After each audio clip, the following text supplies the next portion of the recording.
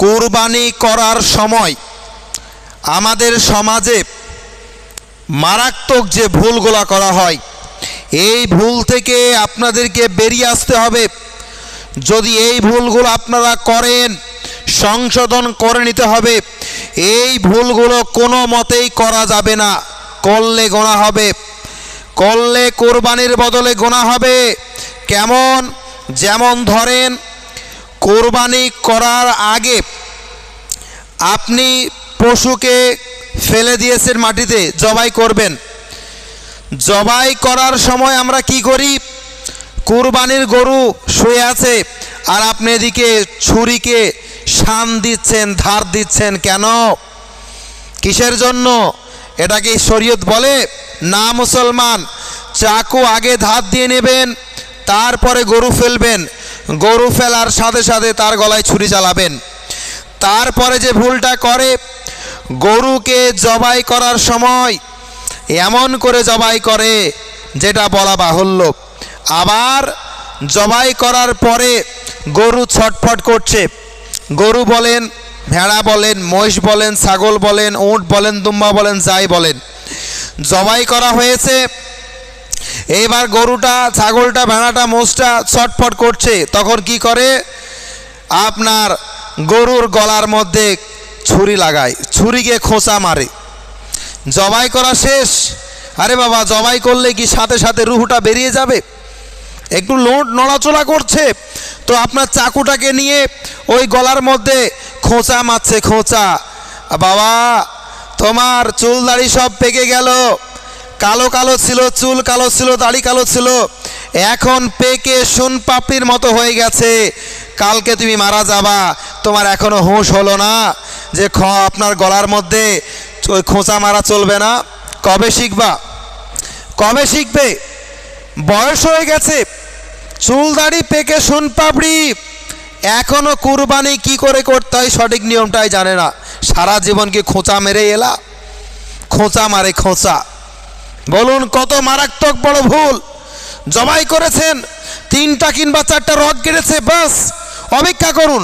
1 minute, 2 minute, 5 minute, 10 minute অপেক্ষা করুন, automatic গরু শান্ত হয়ে যাবে।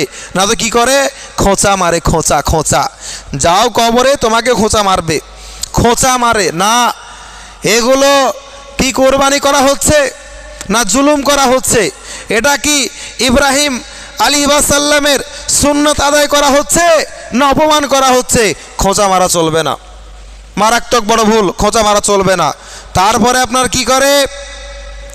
জবাই করা শেষ, খোঁচা মারা হয়েছে, গরু এখনো ছটফট করছে, এখনো দেহের মধ্যে রূহ আছে, এখনো গরু আপনার জীবিত অবস্থায় আছে।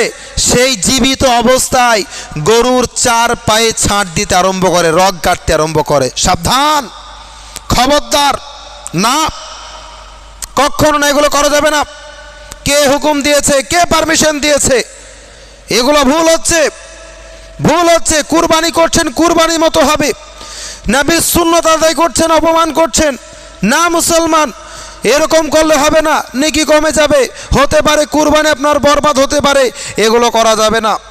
জুলুম করা হচ্ছে, পশুর সঙ্গে জুলুম করা হচ্ছে, আর জুলুম করা চলবে না।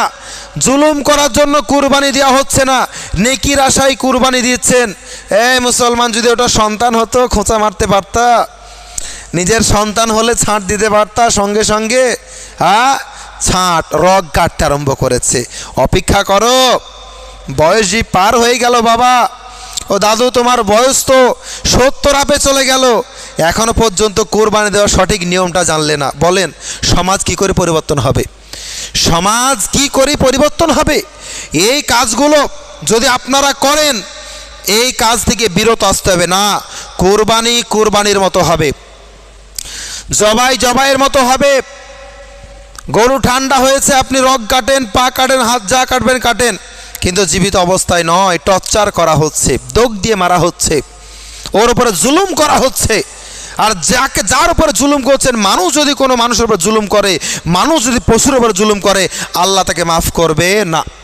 আল্লাহ তাকে মাফ করবে না, জুলুমকারীকে আল্লাহ মাফ করবে না। তাহলে আপনার অজান্তে জুলুম করা হচ্ছে না? এগুলো জুলুম করা হচ্ছে, অজান্তে আপনি জুলুম করছেন গরুর উপরে। এত বছর কেটে গেল, এখনও জুলুম কাকে বলে তাই চিনলেন না?